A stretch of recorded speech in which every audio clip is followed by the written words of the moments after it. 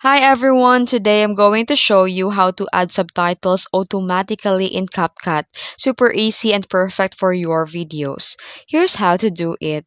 First, open a CapCut app and select your video project or tap plus new project to start fresh.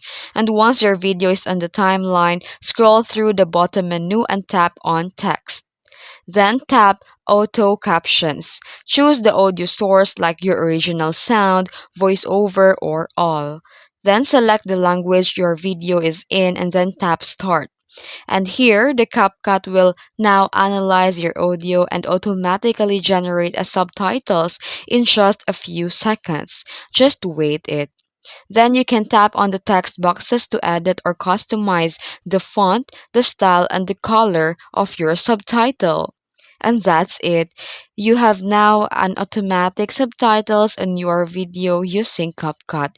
If this video helped you, don't forget to like and subscribe for more easy and quick editing tips. Thanks for watching.